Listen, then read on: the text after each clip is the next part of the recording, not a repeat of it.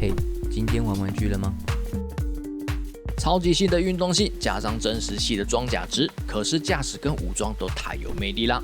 本集来看看由 CCS Toys 出品的铁破古铁，登场于超级机器人大战 OG 系列。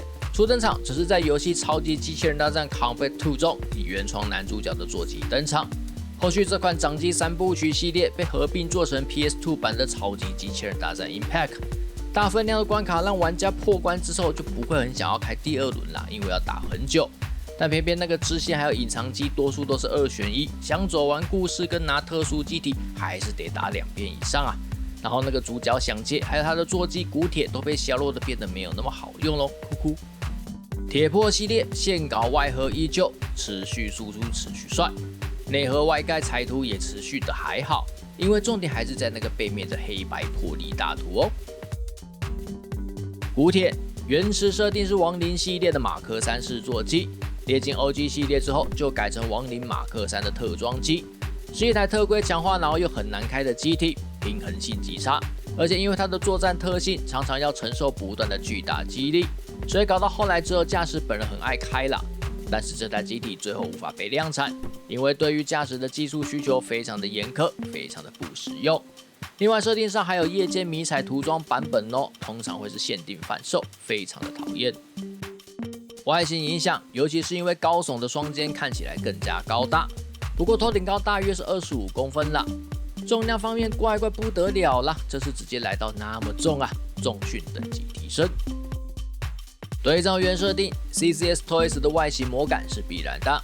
比起较为朴素的原设定，本款的细节如往常般的增加非常多。但身形的修改是让视觉效果更好的主因哦。另外，虽然增加爆量细节来提升质感，却没有过度的尖刺还有突出物，也让整体比较调和，反而是多了原设定没有的写实感哦。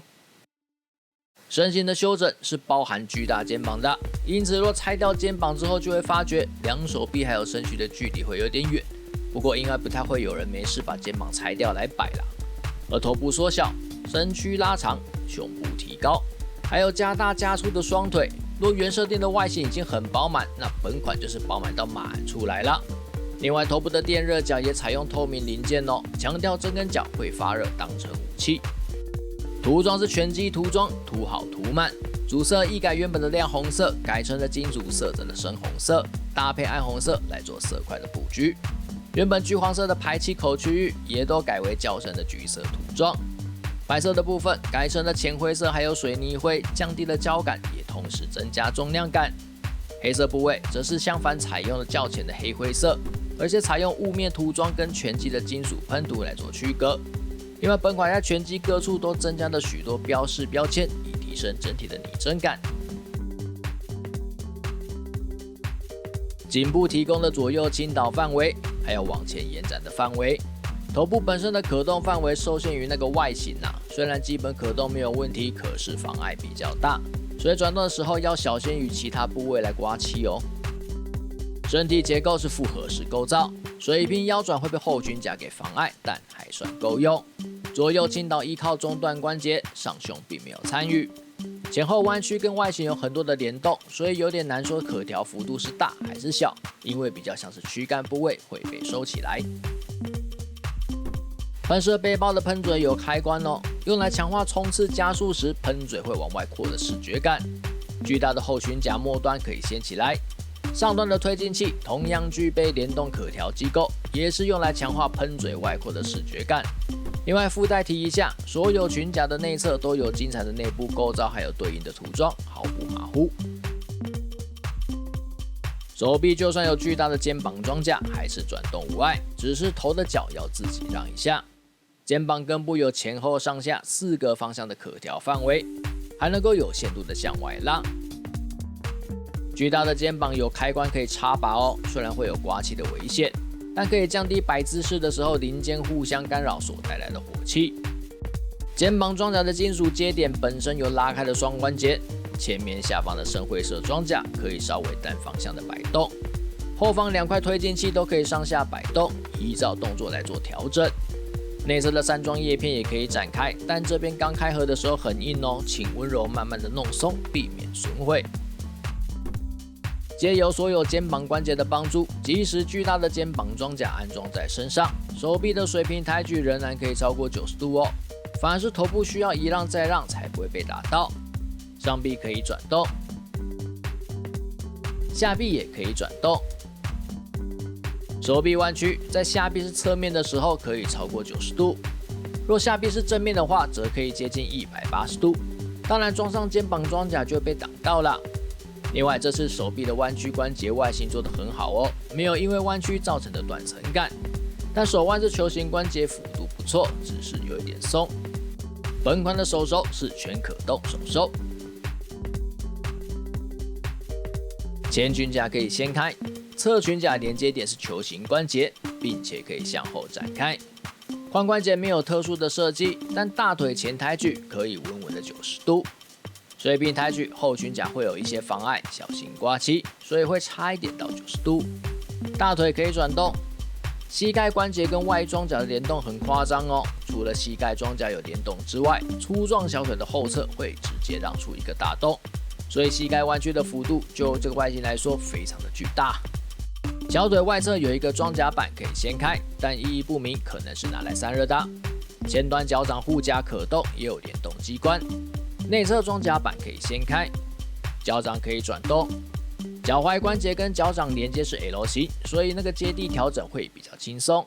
不过脚掌本身向前向后的范围外形干涉不小，而且非常的硬，很不好调。前脚掌有两端的关节可以调哦。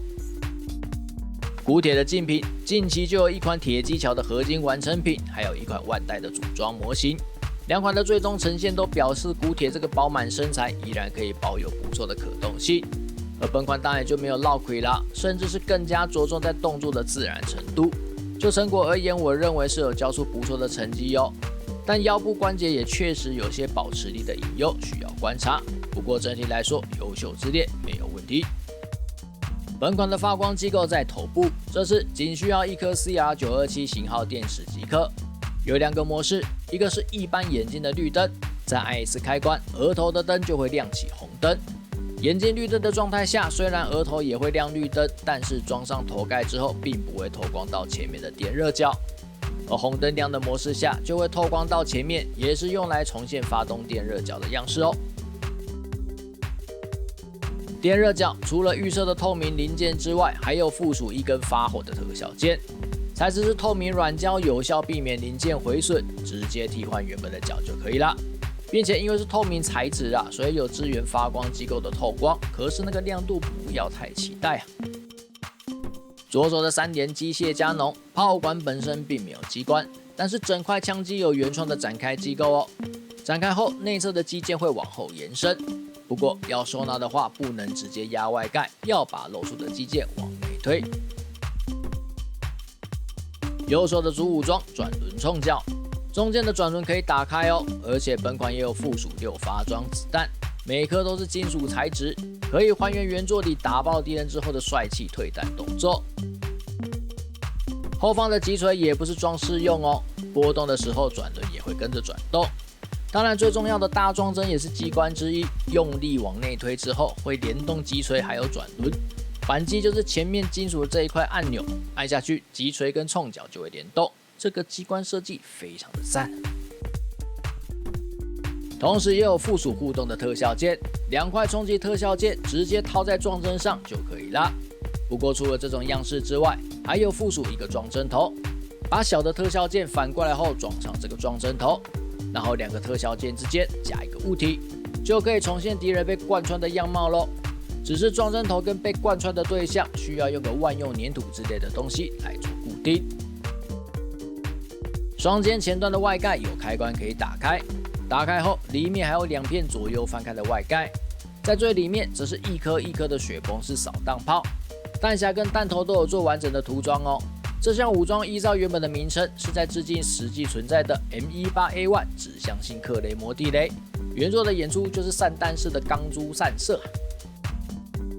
本款也有附属这个武装的互动特效键哦，以2块爆炸特效为基底，自由安装2边共20个钢珠散射特效。特效的安装也很直觉啦，直接装上去就好，而且还有防呆哦。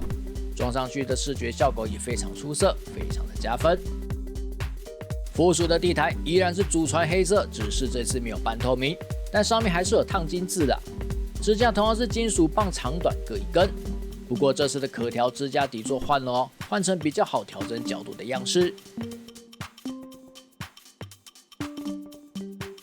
虽然在游戏里面不是特别好用啦，但是因为驾驶跟其他角色的补帧效果特别多，所以在很大程度上依然是具有战力的。加上整台机体充满不合理但浪漫的设定还有武装，所以古铁跟他的驾驶在 OG 系列里面都算是有相当高人气的角色哦。战力不够强又怎么样？有爱就把所有数值灌到满，一样可以横着走啦。本款有厚重又帅气的外形，高度的可动性，丰富的互动机关与特效键，还有真的很重的合金含量，涂装的部分也是维持高水准，也没有遇到什么灾情之类的状况。整体的尺寸也够大，重点关节的强度也很足够，把玩的时候不太需要怕凹端零件，顶多要注意刮漆。说实在，确实是目前古铁上面的一时之选。硬要挑的话，大概就是因为那个重量超过2公斤的啦，把玩起来是有一点累。总之，我算是比较晚开这支的频道，有多优秀，相信多少也有些耳闻啦。实际把玩之后，就我个人来说，确实是会给蛮高的评价哦。但我自己是喜欢后继机古铁巨人再更多一点啦，只是不知道 CCS Toys 有没有计划要出就是了，出一下啦，古铁巨人很帅耶。就这样，记得点赞、订阅、分享，拜拜。